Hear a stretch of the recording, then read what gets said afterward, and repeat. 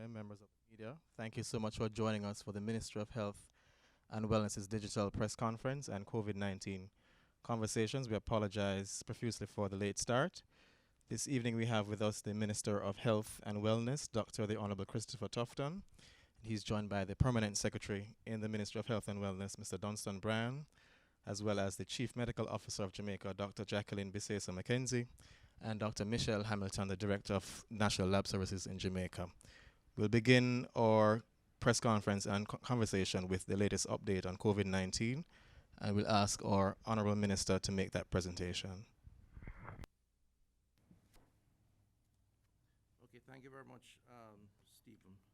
Good evening, ladies and gentlemen. Thank you for being here. And again, I apologize on behalf of the team for the late start. We're trying to get some of the numbers sorted out. All right, so in the usual fashion, I'm going to be outlining the update, the daily update.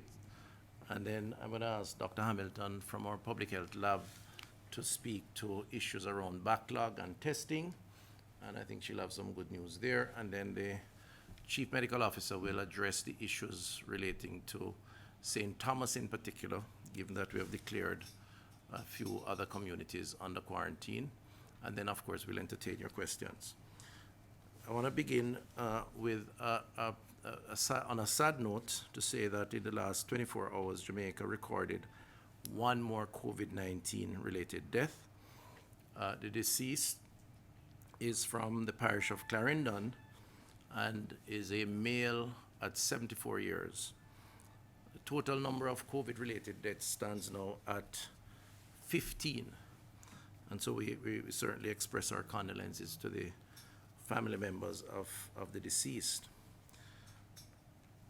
I'd like to also say regrettably that today represents an extraordinary day over the last 24 hours at least for COVID-related positive cases, as today we have confirmed some 98 new samples that have tested positive for COVID-19 in the last 24 hours.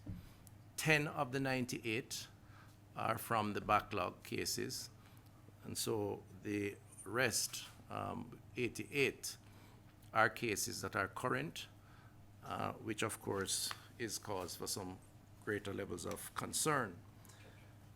I would like to add before going further that the Prime Minister and I have spoken, and there will be a meeting tomorrow morning of the Special Committee of Cabinet, the Subcommittee of Cabinet to deal with COVID issues, at which point a discussion will be had around the recent number of cases, and further decisions would be taken as it relates to how we proceed as far as the COVID response is concerned. As you know, it is something that we monitor on a daily basis, and the Prime Minister is on record, as am I, of saying that if there are surges or spikes, as the case may be, that requires further assessment and response, then those decisions will be taken in the public health interest. And certainly in terms of the numbers today, it does suggest that there is need for an analysis of the numbers, which has started, which is why we're late, and decisions, of course, are taken by the Cabinet of Jamaica. And so that committee will meet tomorrow to study and take the necessary decisions. The total number of confirmed COVID-19 cases in Jamaica is now at 1,290. The newly confirmed cases are 46 males and 46 females, and 52 males, with ages ranging from 4 years to 80 years. The cases were recorded in St. Thomas, 5, Clarendon, 7, St. James, 4, St. Catherine, 17, Kingston and St. Andrew, 53, St. Mary, 3, St. Anne, 3, Westmoreland, 2, and Manchester, 4. 10 of the 98 cases, as was said earlier, were imported, 8 arriving from the USA and 2 arriving from India, 7 contacts of confirmed cases, and 80 are under investigation. Um, One, local transmission, not epidemiologically linked. In terms of recoveries, 16 additional cases have recovered and been released from care. Total recoveries now stand at 788, or 61% recovery rate. 71 patients were repatriated to their countries of origin. There are now 416, or 32.2%, active cases currently under observation. There are 8 moderately ill patients, and there is 1 critically ill patient at this point in time. In terms of classification, the 1,290 cases are classified as 429 imported cases, 404 cases that are contacts of confirmed cases, 104 local transmission cases not epidemiologically linked, 236 related to the workplace cluster in St. Catherine, and 117 under investigation. The gender classification, 54% of the confirmed cases, or 692, are females, and 46%, or 598, males, and the ages ranges from 2 months to 88 years. So far, up to the last 24 hours, we have done some 50,683 samples have been tested, with 49,279 negative and 114 pending. In the last 24 hours, 1,468 new samples were tested.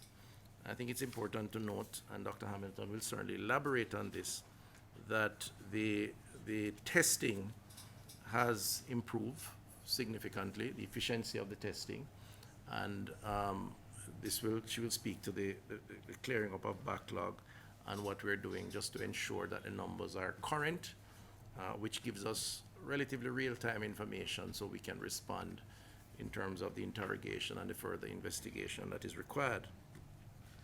In terms of state and home quarantine, 9 persons of interest are in quarantine at government facilities, while some 28,741 are in home quarantine. So the vast majority of persons who are placed in quarantine based on the protocol, the 14-day period when they come into the country, 28,741 are in home quarantine. And, we can elaborate on this later on, but, that for me represents a significant part of the risks that may be manifesting itself now in some of the positive cases that we have. We depend a lot on persons to observe the quarantine protocol when they come in. Some 2,000 to 2,500 persons come into the island each day based on the easing of restrictions. They are asked to stay home for 14 days, assessed, and of course contact their health center or hospital if there are symptoms. And frankly speaking, one of the challenges that we face is that not all of those persons are observing the quarantine orders, and that is something I think that will occupy the minds of the cabinet or this cabinet subcommittee tomorrow when the Prime Minister convenes for a discussion. The community quarantine, there are 2 parishes with communities under quarantine, as has been announced, Clarendon and St. Thomas. The Sandy Bay in Clarendon and in St. Thomas, the quarantine areas are Lower Summit, Church Corner, and Bamboo River. The efforts on the ground continues in those communities, meeting with residents, collecting information, doing testing where necessary, as well as the support to provide food packages, medication, and of course we thank the team on the ground, or the teams on the ground, including the Constabulary and the JDF, for working with the public health team, Ministry of Labor and others, NHF, to ensure that the citizens in these communities are given the best possible treatment. And we thank them for their patience, which is very important as we seek to cauterize the challenges or the COVID spread within these communities.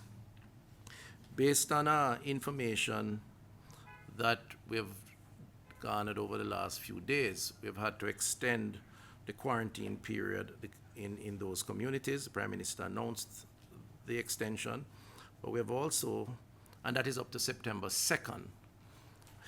We have also, however, had to add two more communities in St. Thomas, Albion and Seaforth, as part of the quarantine communities. And this is a result of positive cases that have been identified, and in the view of the public health experts, the fact that there is some spread taking place, and the best approach is to cauterize and to try and neutralize the spread as quickly as possible. And the support would be best through restricting movement within those communities. So those two communities, Albion and Seaforth, the quarantine period began at 5 a.m. today, Thursday, August 20, 2021, and will run for 14 days ending September 2nd. These communities have seen some 13 cases over the last few weeks. Many of the cases are symptomatic, and it's important to note that because it is in the display of symptoms that spread takes place more readily. The coughing, the sneezing, and it is the droplets that will spread on surfaces or on individuals, which creates the kind of multiplier impact. And so it's very important that the symptomatic are detained, if you will, in an institution or at home in order to control the possibility of spread. So it's a big cause for concern and for transmission. Community surveillance will be carried out over the next 2 weeks to detect any new cases and to implement appropriate measures to contain spread within the parish. We assess each day. So if it is determined that we're making progress even within that period, we will determine as to what the next steps will be, which could include anything from lifting to extending. But the team on the ground would need some time to assess and to make a recommendation.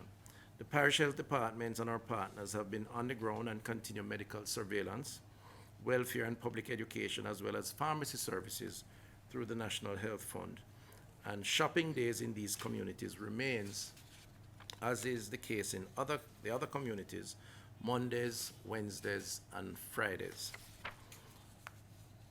In terms of a summary of our efforts in Sandy Bay, Clarendon, and Lower Summit, Church Corner, and Bamboo River in St. Thomas, as at Wednesday, August 19, it's as follows. In terms of samples collected, Clarendon 334, St. Thomas 743, homes visited in Clarendon 1,077, in St. Thomas 465, persons interviewed 2,521 persons interviewed in Clarendon, 429 in St. Thomas. Persons reached by health education officers,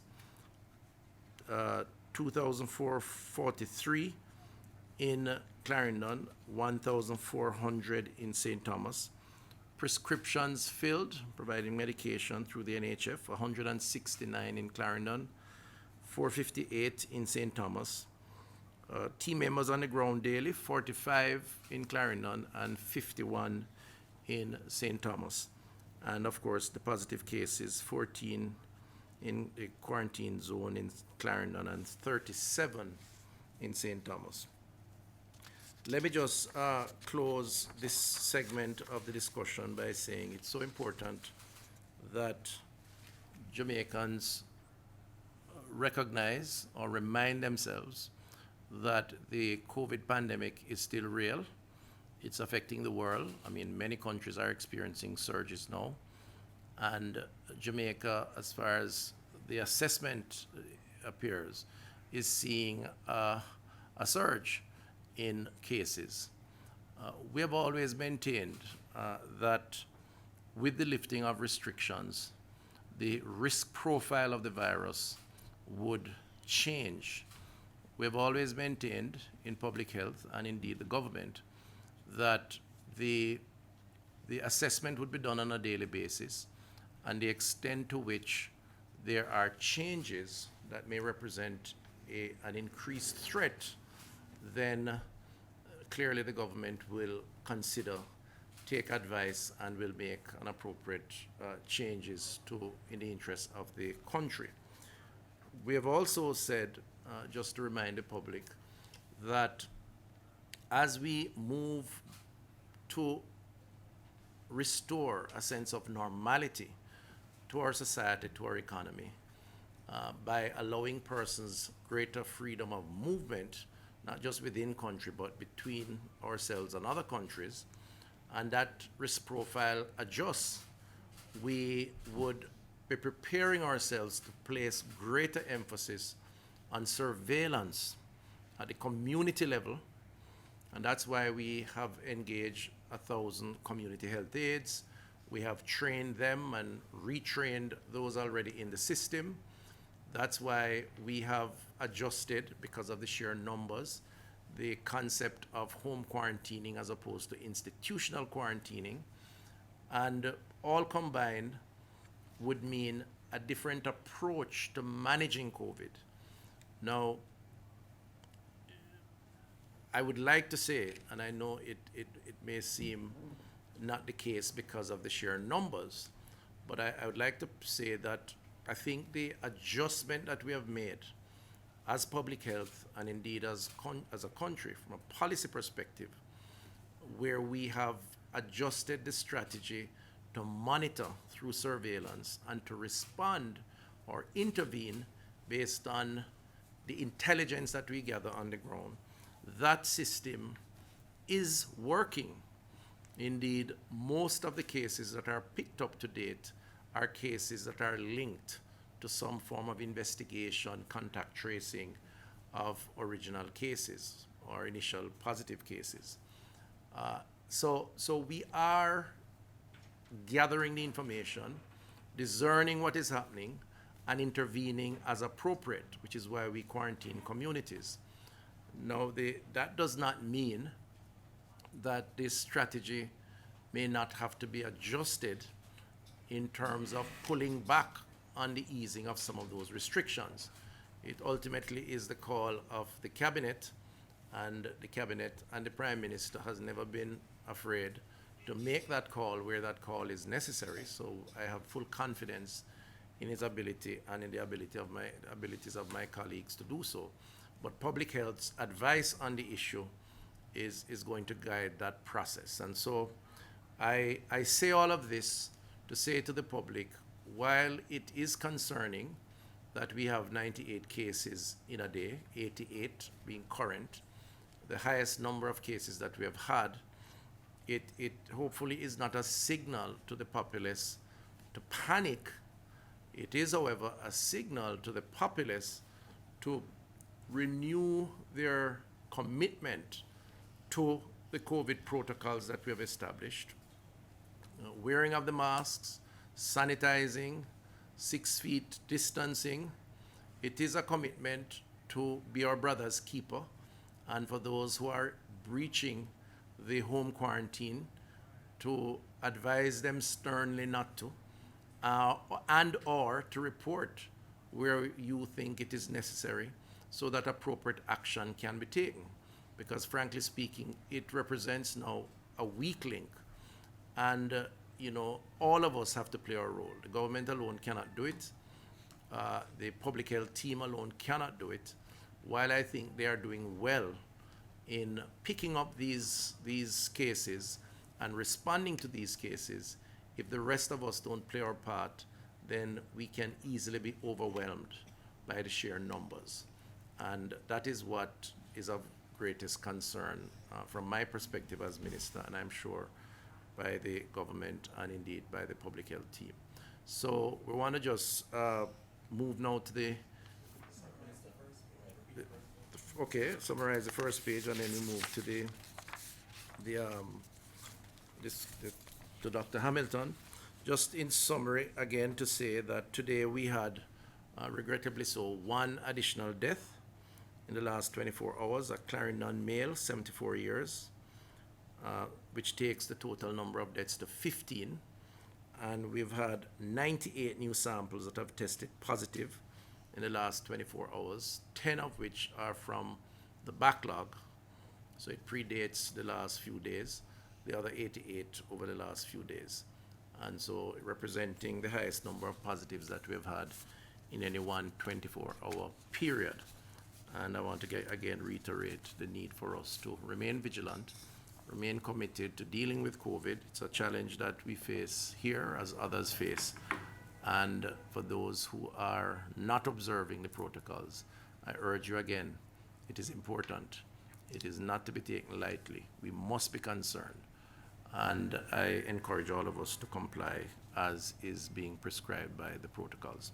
Dr. Hamilton, I'm going to ask you now to just speak briefly on the testing arrangements, and in particular, the status of backlog and what else may be happening that will improve the approach to testing.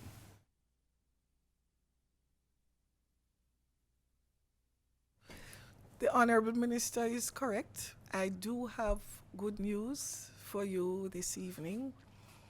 The reagents for the COBA 6800 that we spoke about, the last press briefing, did arrive in Jamaica on schedule, and so we have been able to clear the COVID-19 backlog of samples. So again, I know persons were waiting with bated breath to hear whether or not we have cleared the backlog, and yes, the backlog of samples has been cleared.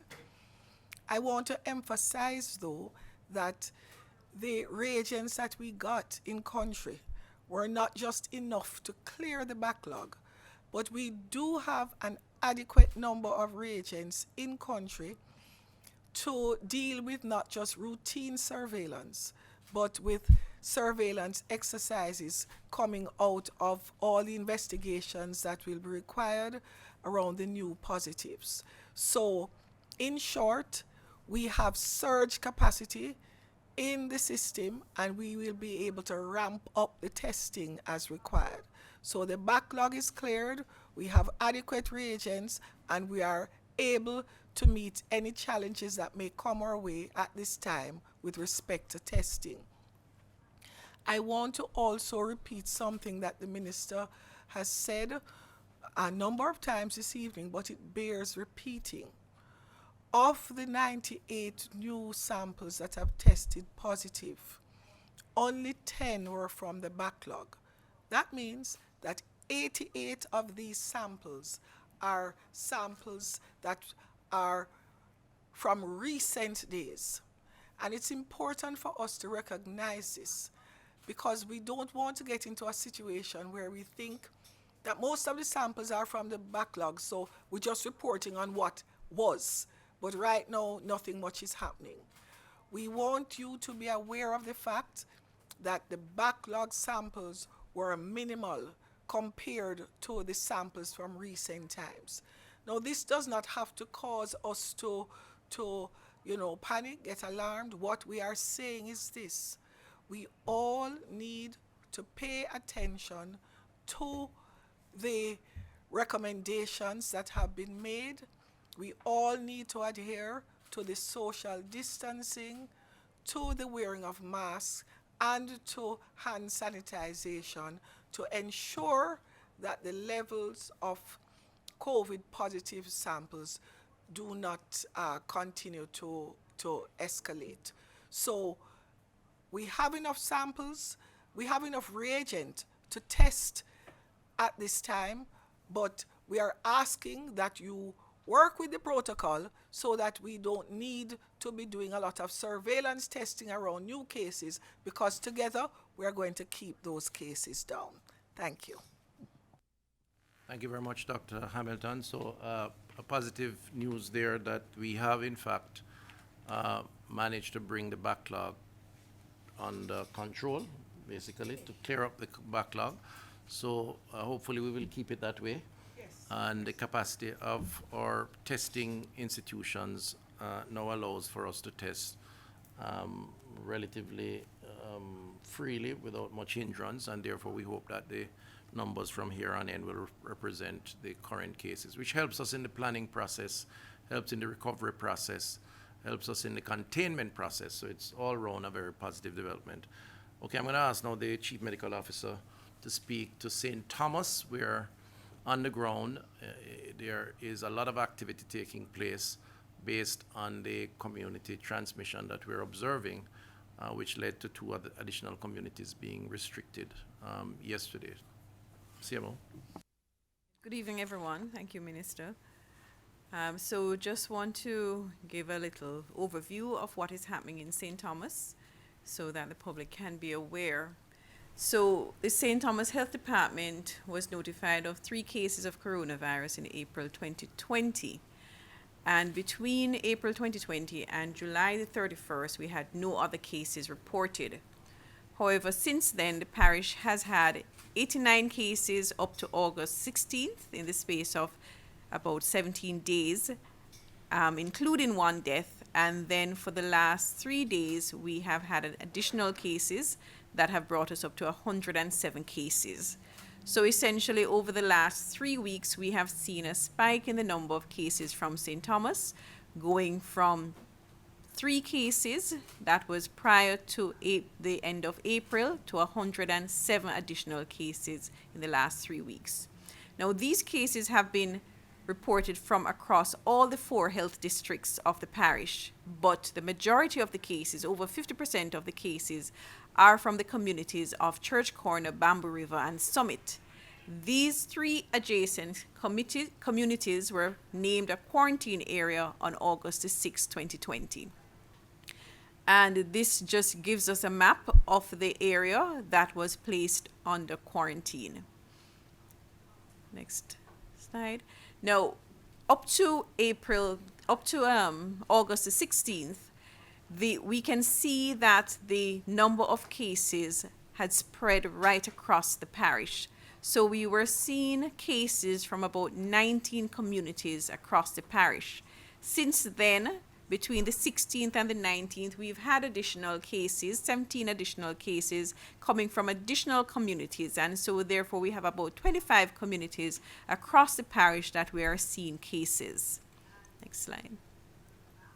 Now, this map gives us a visual feel of how the cases are occurring right across the parish. So from on the western side of the parish, from Albion going to Yallas, Pomfret, and in the center of the parish where we have the community quarantine in the Morant Bay area, Spring Gardens area, Seaforth, York, and then going across to the eastern part of the parish, Airy Castle, Port Morant, Barking Lodge, Hampton Court, Wheelers Field. All these communities have been affected.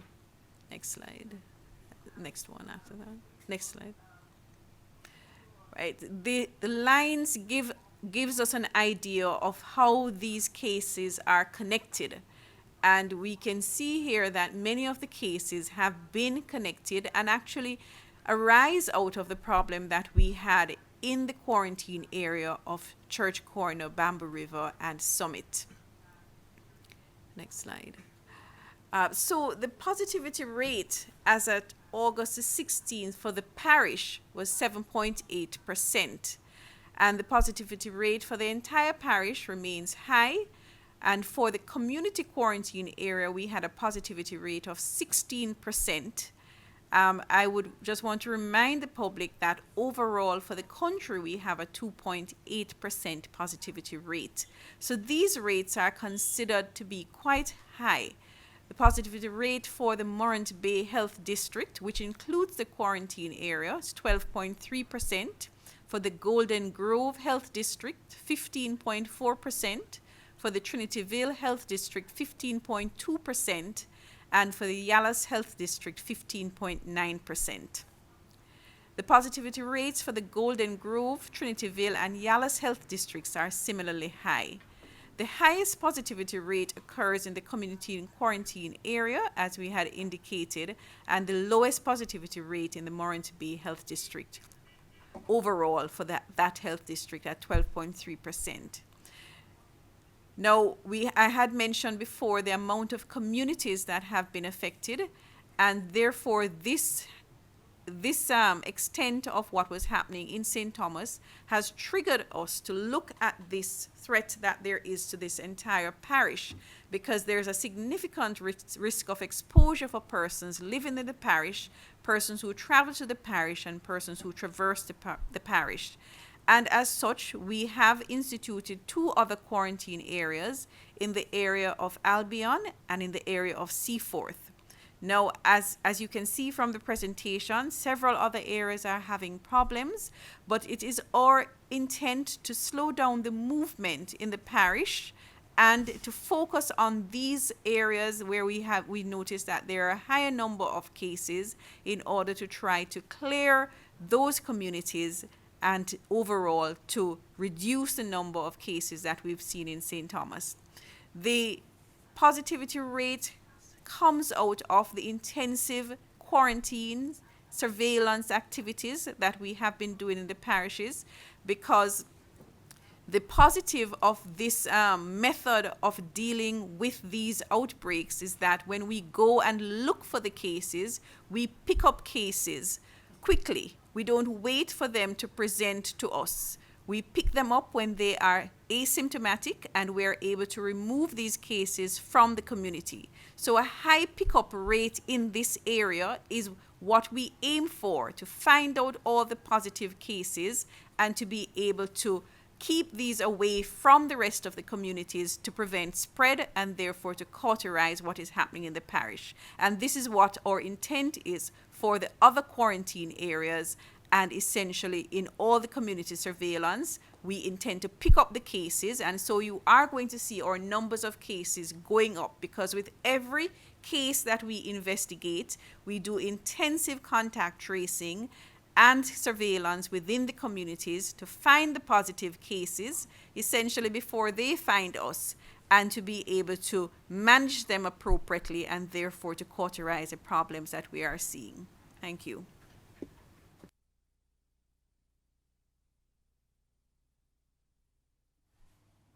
Okay, thank you very much.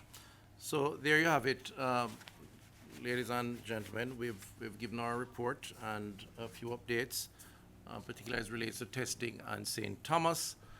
And as I said earlier, the subcommittee of cabinet that looks at COVID and the COVID response will have a discussion in the morning, and those discussions will center around the announcements today, but also an assessment over the past few days. And based on the advice, based on an appreciation of what is happening, appropriate decisions will be taken, I'm sure, and the public will be made aware. We continue to monitor the situation, but we also, very importantly, continue to encourage persons to respect the protocols and to, work with the public health team and other stakeholder groups to ensure that we minimize the risk of exposure. Stephen? Thank you very much, Minister.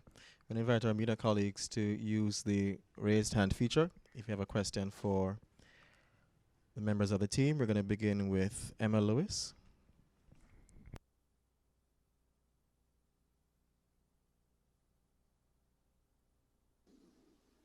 Sorry about that. Can you hear me okay? Yes, go ahead, please. Okay. Quickly, does this increase in the cases and the situation in St. Thomas, would you describe this as community spread? That's a quick question for the CMO. And I'd asked before about this, and you answered me, but how is the R rate doing, the infection rate? How is that going? That's it.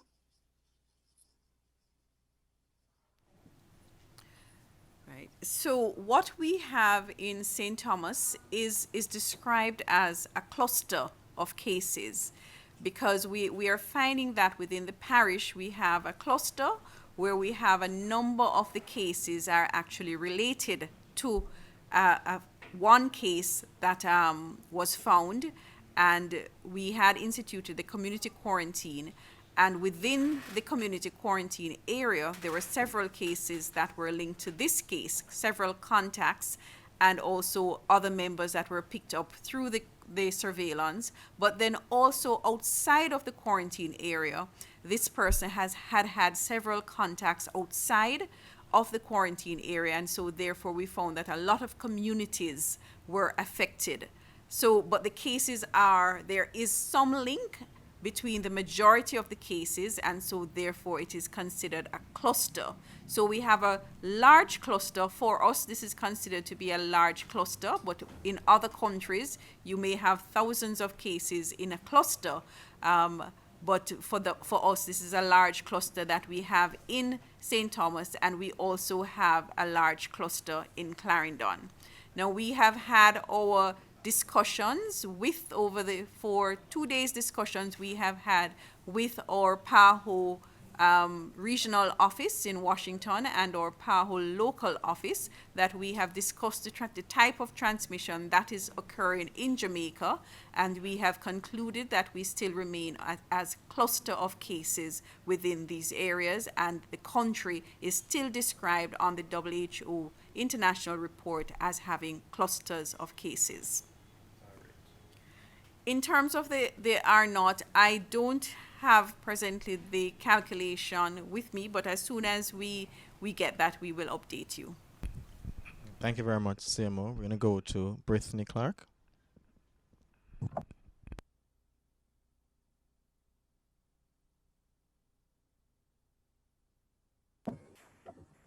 Okay, hello, good evening, everyone. Are you hearing me clearly?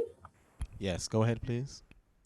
Okay, so given the increase, so good evening again, given the exponential increase in the COVID-19 cases, what recommendations does the ministry have with regards to the hosting of elections and the reopening of schools? And given the circumstances, is the health ministry making considerations to have students and teachers tested ahead of the resumption of school? Thank you. Right. Well, thank you very much for that, Brittany. Please recall that I had indicated earlier in my presentation that the public health recommendations and reports would be considered by the subcommittee of cabinet dealing with COVID, chaired by the Prime Minister. So I would not want to venture a response on those issues until that deliberation takes place, because it's a decision that's not made at this level. It's a decision that's made ultimately by the cabinet. So I'm going to ask for your patience and allow tomorrow to take place, and then we'll be happy to respond appropriately to those questions. Thank you. Thank you, Minister. We're going to go to Althea Saunders. Hi, good evening. I just wanted to know, what is the current capacity for quarantining in government facilities? And will the Ministry of Health, or is the ministry contemplating at this point moving more persons into government quarantine, given that, you know, it's obvious that persons are not observing the quarantine rules, some persons? Yes, I'm going to ask the Permanent Secretary to speak to the government capacity for quarantining at this point in time. Thank you very much, Minister, and thank you for the question. So at this point in time, the government has quarantine facilities in every region, but centrally, we have entered into arrangements with 2 local hotels to provide accommodations for quarantine facilities, with approximately 400 rooms being made available to conduct any sort of exercise that we may deem necessary over the next coming weeks. I'd like to comment on that, if I will. The issue around quarantining and government facilities has to be placed in a context.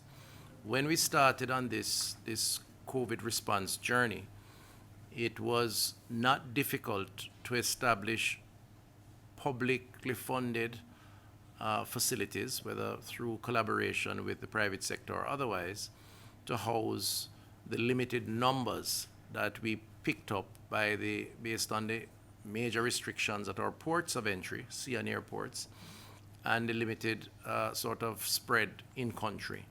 So we could house persons. In addition to that, the temporary closure of a number of our larger hospitality facilities or hotels made it possible to provide accommodation for a few hundred persons. The suggestion or recommendation that we now move back to that has to be contextualized or balanced with the practicality of that implementation. Because frankly speaking, we would not have the number of beds or buildings or institutions that would be able to accommodate the type of numbers that are coming in and are required to be quarantined for 14 days in the first instance. So, as I said earlier, we have nearly 28,700 plus persons who are in home quarantine. The truth is, we would never have been able to find 28,000 facilities or rooms or beds to house these persons. If that number continues to rise based on the policy position of government to allow for the movement of persons in and out, and of course that could change depending on the risk profile, and we get more positive cases, which frankly speaking we expect to get as the risk profile changes, it becomes also increasingly difficult to house positive cases in institutions or hospitals, and the option of housing some of these positive cases, the ones that are asymptomatic, in a home context is going to have to be more a norm than an exception, because it's just about how you manage the sheer numbers.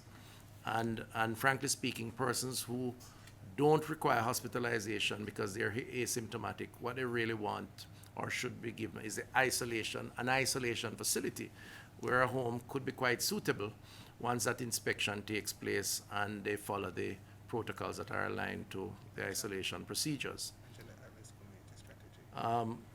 So I raise that to say, the strategy has to adjust based on the practical realities of numbers and how you deal with those numbers. Now, within that strategy, there are groups that would be given priority, and that's another important point.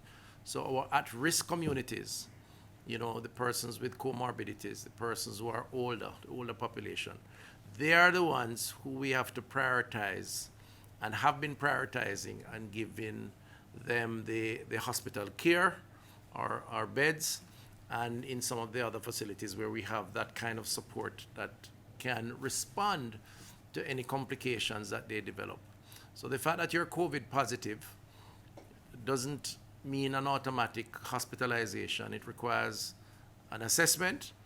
It requires an assessment of your vulnerability or not. And then a decision is taken based on your personal setting and what institutions we have and what is possible. It's an ongoing process that requires constant monitoring, and that's the approach that we have taken and will continue to take. Thank you very much. I'm going to go to Paul Clark.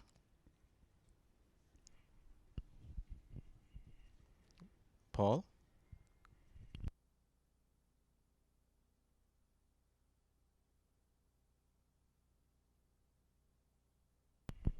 You need to unmute your mic, Paul.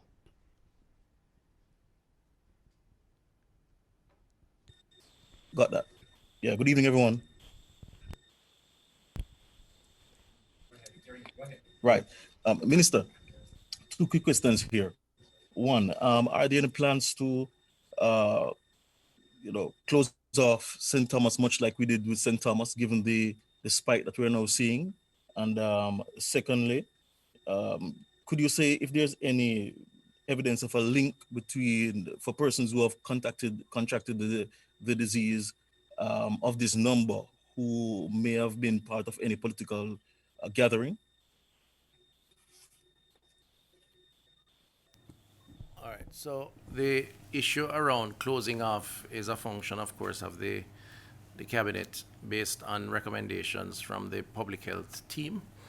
And as I said earlier, discussions will be had tomorrow to further assess where we are and what the risk represents and how to respond. So I'll ask your patience on any decision around that. And I think you meant based on what we did in St. Catherine, not in St. Thomas, just correcting you. Um, the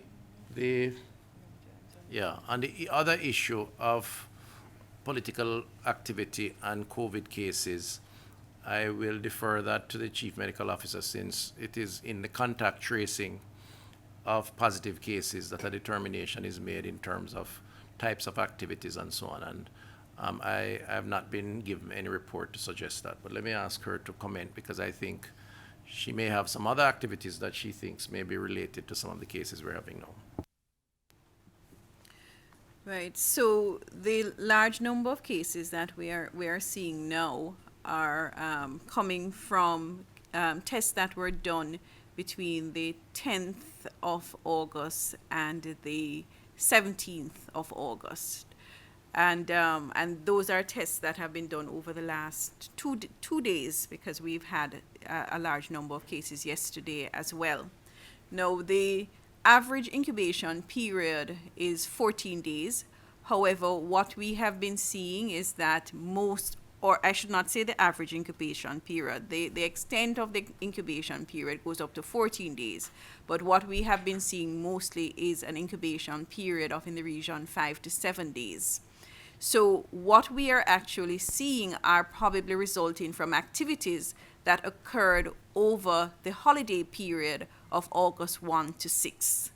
So we know that there were a number of gatherings and parties at that time, and we believe that some of what this is happening now 2 weeks later is as a result of those activities there. So we're always 2 weeks behind whatever event it is that triggered or the activities that triggered what we're seeing now. So I would think that that period of time contributed to that.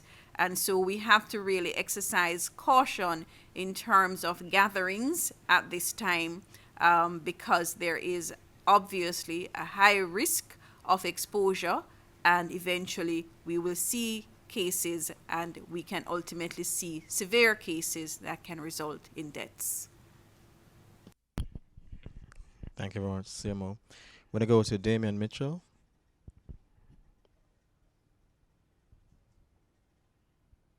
Hi. Are you hearing me? Yes, go ahead, please. All right. CMO, maybe you can just help me here. I'm not sure whether this was said, but can you indicate the areas of concentration for the 98 cases that the minister announced earlier? That's question one.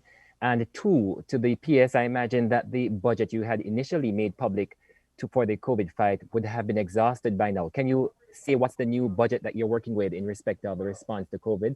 I have two other questions, but I'd appreciate if you're able to answer these first. All right, so let me just read what I had said earlier, Damian. The cases recorded are in St. Thomas, 5 cases, in Clarendon, 7 cases, in St. James, 4 cases, in St. Catherine, 17 cases, Kingston and St. Andrew, 53 cases, St. Mary, 3 cases, St. Anne, 3, Westmoreland, 2, and Manchester, 4 cases. So that's the spread by parish. I mean, there's a further breakdown by area, which we didn't mention here, but the team has that information and are working with it to determine extent of spread. The other question, I believe, PS, your budget. So thank you very much. The budget is not yet exhausted. You recall in the supplementary estimate that we received in May of this year, an additional $6 billion was provided to the Ministry of Health and Wellness for our COVID response. Of that amount, we have approximately $3.2 billion that has been expended to date. you would understand that because of the nature of the response that we are undertaking, the bulk of the expenditure occurred front end when we made procurement for the equipment and the retrofitting of infrastructure within hospitals to respond in preparation for the response. So what we are now dealing with are expenses that has to do with the field operations, expenses relating to the additional hours of work, relating to staff that are in the field doing contact tracing, staff within hospitals that are dedicated to the COVID wards, that a special allowance was provided and approved by the Ministry of Finance and the Public Service. And so those expenditures are not as resource intense as the front end expenditure that we did when we procured our ventilators and hospital beds, etc.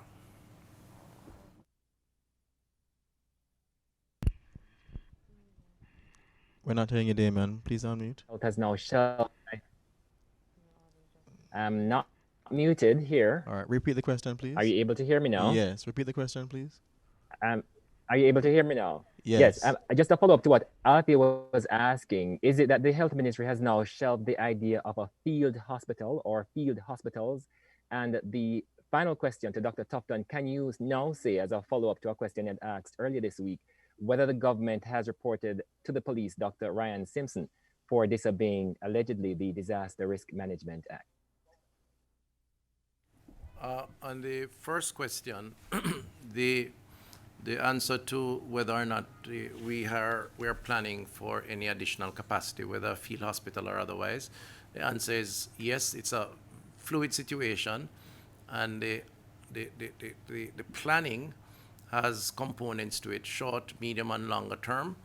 Given where we are now and what we are seeing, we have to prepare for the possibility of greater demand on the public health system.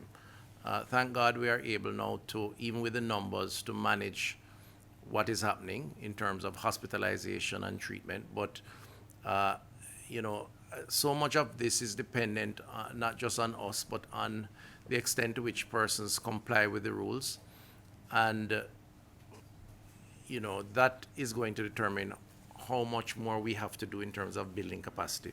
So the field hospital is on the table still, and in fact there are discussions taking place with a bilateral partner around sourcing this facility. And at the same time, however, the discussions around expanding areas for quarantining or isolation outside of the hospital setting, as I had said earlier, that is ongoing, as the PS had said earlier. And so everything is on the table. What we want to do is to try to do it in a timely manner, but also do it in a way that is efficient in terms of how we spend the resources, because there is an issue of limited resources, and so the priorities have to be given preference. On the other issue of the police and the candidate, as far as I know, based on a public announcement that was made, the candidate has been replaced. So there's a new candidate in that constituency. I can't, as far as I'm almost sure I saw that, but you put me on the spot when you asked me about the secretariat of the political activity, because I'd prefer you direct that question to the general secretary or to the chairman within the party. But I don't know. I really don't. I know the question you're asking. I know I'm not hearing. I'm sorry, you. Dr. Tufton. Yes. I'm sorry. That's not the question I'm asking at all. The question I'm asking is a follow-up to the one I had asked you earlier this week. At the time, you were not aware as to what had happened in respect of Dr. Ryan Simpson. Right. I'm asking you now, 3-4 days later, whether you have now made that report, or whether the government or any of its agents have made a report concerning Dr. Simpson and his alleged breach of the Disaster Risk Management Act. And this is consequent on what the Prime Minister had said, that the days of moral suasion are now over. And as I said last time, and I will say again, the extent to which any individual breaches the Disaster Risk Management Act and the particular orders that are put out periodically, any individual at all would be subject to the penalties that are ascribed under the order or the act. I don't have details of this particular case. I mean, forgive me for perhaps being distracted by other very important issues. Not that this isn't important, but I don't have the details, and I don't want to venture a response if I don't have the details. All right? Thank you. All right. Thank you very much, Minister. We're going to go to Dashan Hendricks. Yeah, this Dashan Kirk right here. I want to know, I know I asked the minister last week about schools. Are we still on track, Minister? Have decided yet if we're still on track for schools September 7th? Right. So, sorry to sound repetitive, but as I said before, the risk assessment and recommendation as it relates to public health ultimately influences a decision by the cabinet, and the subcommittee meets tomorrow, at which point a discussion will take place. I did venture, however, sufficient to say that the cases that are numbering now 98 today over the last 24 hours and splintered around the country is cause for concern. One cannot help but being concerned about that because it does have implications for movement, it does have implications for congregating, it does have implications for how we assess the risks around school, around kids playing, interacting, and of course going back home to their families, and whether or not it is safe at this time for them or for their families or those they interact with. But again, the decision will be made at the level of cabinet, and I'm sure the Minister of Education will inform the public in short order as to what the plans are. Thank you very much, Minister. We're going to go to Jamaica Social.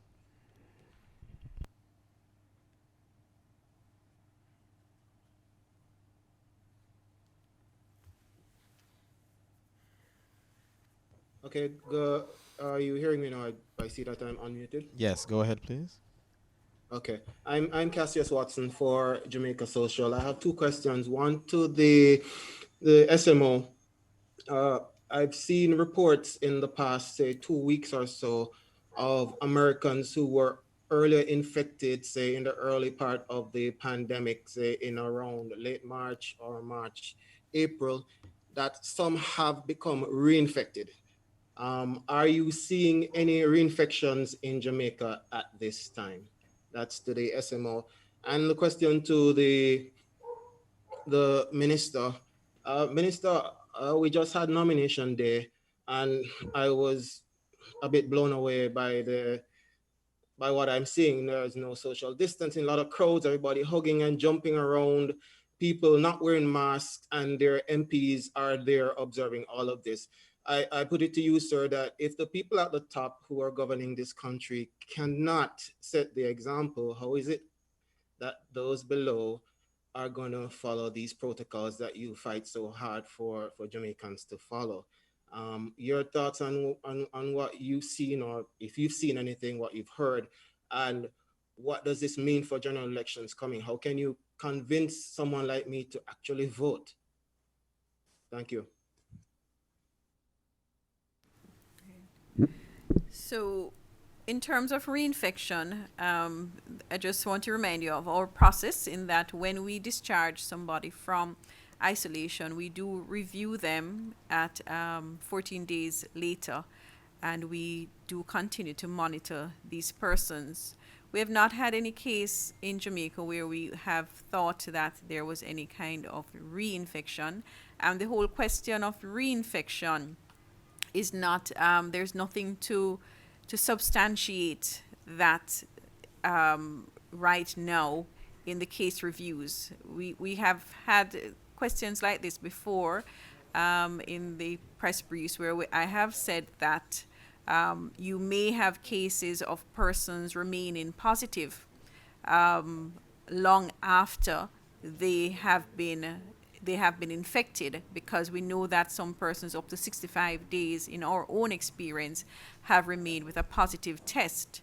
However, these persons are not able to transmit the virus at that time, because usually what we find is that we have inactive viral particles that are present that still give a positive test. So you may have persons who have tested and tested later after they have been discharged and have been found to be positive. We would not consider that to be a reinfection.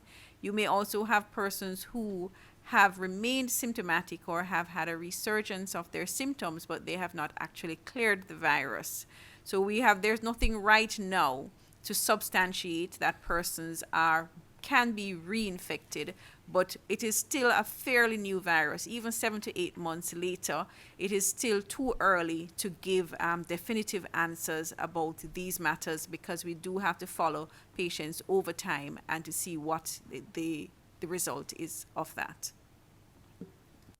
On the other question about election campaigning and your observations, I think there has been an effort on the part of the main political organizations to recognize the protocols around nomination day and campaigning. I can speak personally for myself, that as a member of a political organization, that was drilled down in a training session to the candidates. I believe on the other side, that seems to have been the case too. We did have joint meetings where we discussed the issues with the political ombudsman and others.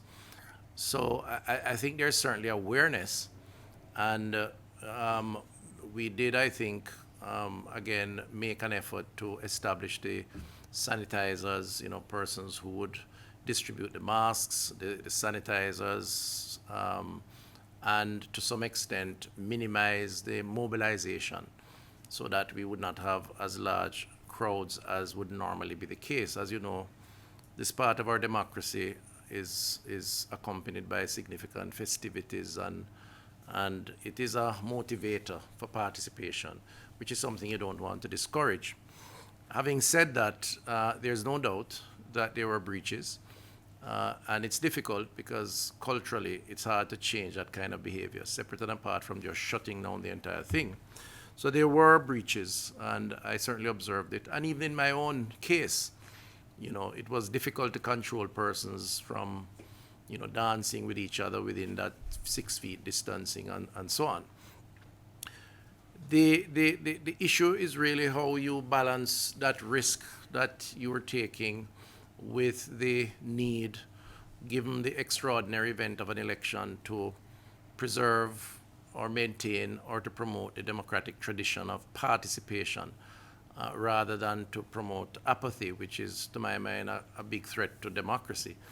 I hope that what has transpired during nomination day will certainly cause persons to be concerned and to take the precautions, but not be so discouraging that persons do not participate in the political process, given the importance of the decision and given the importance of participation in that process. And that includes you, since you personalized the question. So what we have to do from here on is to continue to remind Jamaicans about the need to respect the protocol. There is a campaign protocol and an election day protocol put out by the political ombudsman and the electoral commission, respectively. And we will have to, from the political standpoint and the leadership standpoint, just keep reminding our followers and those who are critical to the process, as well as our voters, to observe those protocols. And I believe there's an effort to do so, but I also think it's a very difficult task given the tradition of political campaigning and electioneering in Jamaica. So we just have to continue that process. Well, thank you very much, Minister. We're going to go to Zara.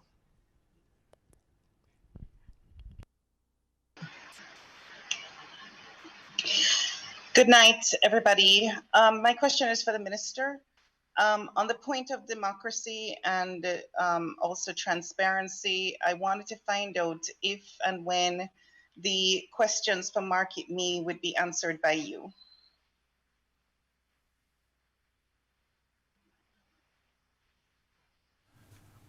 I'm not certain which questions you're referring to, but I'll repeat what I've said in the past. This is a COVID conversation press briefing, and I would encourage us to respect the purpose of the discussions around COVID. We have a big issue here as it relates to COVID. In relation to that specific question, as soon as it is appropriate for me to respond, I will. I believe the Permanent Secretary has dealt with the issue as it is his responsibility so to do up to this point. Thank you very much. We're going to go to Owen Brown from Roots FM.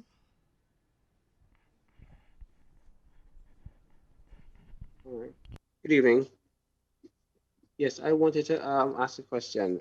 Being that there are, a number of cases in Kingston and St. Andrew. Yesterday, in the press release, we saw where some 13 cases were recorded in Kingston and St. Andrew. A number of communities were named recently.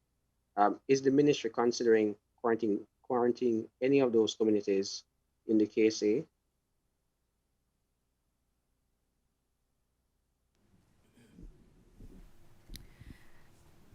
Certainly, we are looking at the different areas. I mean, even from today's results that we have not had enough time to really delve in deeply, but we are seeing the same communities being affected somewhat today as they were before.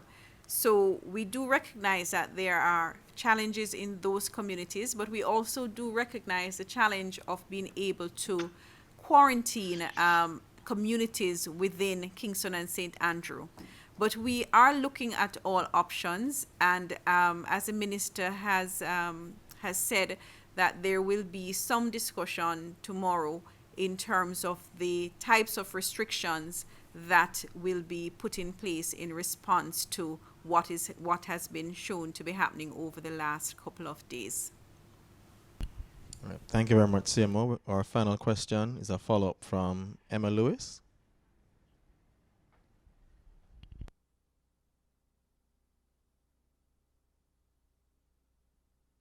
Emma, you there?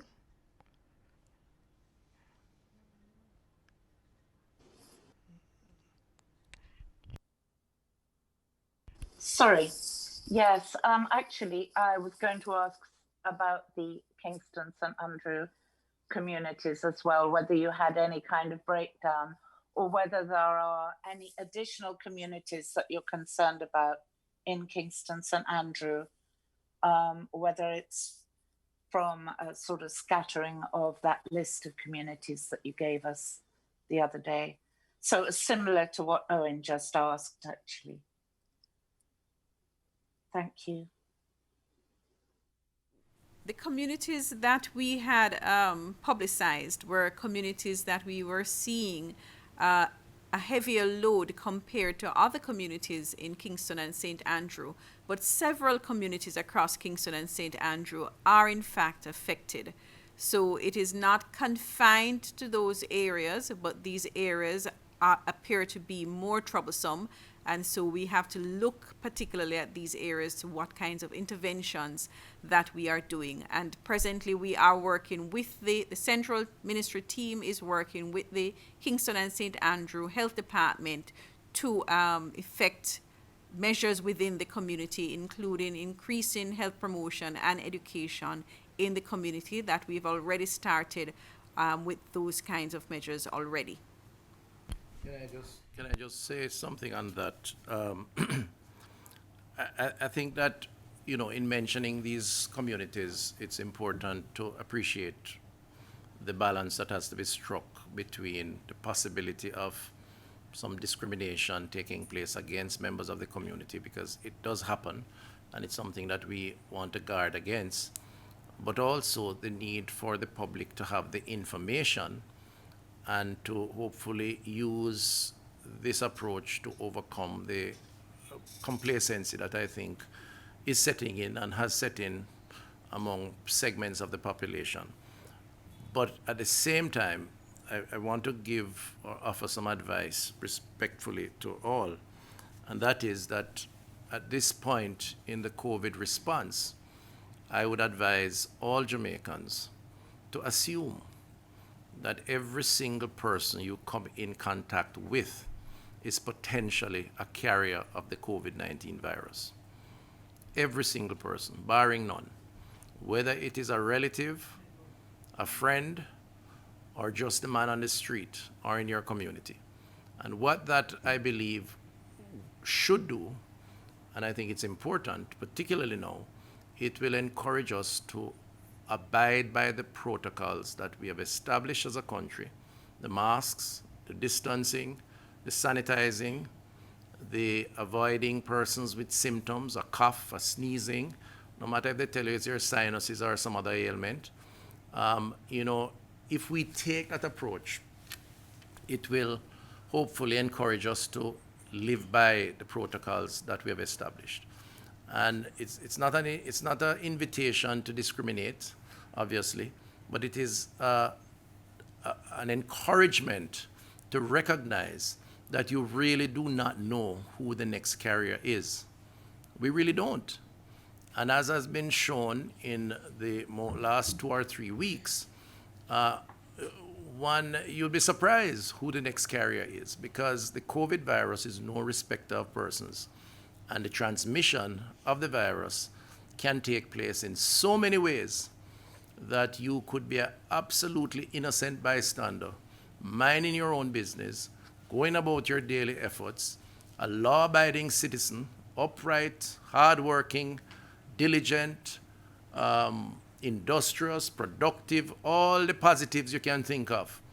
It only takes placing your finger on an elevator knob that someone who is infected uses, putting it in your face, and you're infected at no fault of yours. And what we're saying is we are at the stage where sufficient spread is detected in sufficient number of communities across the country, where we should assume that everyone we come in contact with is at least a potential carrier of the virus. I think it's safe to say that, and it would be a safe way to operate. And I encourage that advice for consideration by all. The CMO wants to add to that. I hope she's strengthening that position. Yes, I am, Minister. I just want to share with the public, that we did a brief review in some of the areas that we have under quarantine. And what we have found is that most people have the knowledge. They know about COVID. They know about all the things that they are to do, that they are not to do. However, many persons do not believe that it can affect them. It has not been brought home to persons that I can be affected and that I am a vulnerable person or my family members are vulnerable. So we need to convert the knowledge that we have about this disease. We have been spreading the news for several months now, and almost every single member of the population knows about COVID-19, but just as many persons do not believe that it can affect them. But the numbers that we are seeing are showing that it can affect you. And the fact that we have seen an increase in the number of cases that are local, that we have categorized as a local transmission, not linked to an imported case or an import-related case, suggests that we are coming into contact with persons who have been exposed to the virus who do not know that they have been exposed.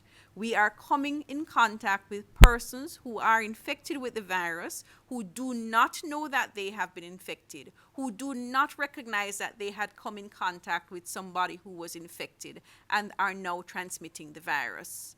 It is very real. It's very real, and the number of elderly persons that we are now seeing that are becoming infected suggests that younger persons are bringing the virus home to these elderly persons.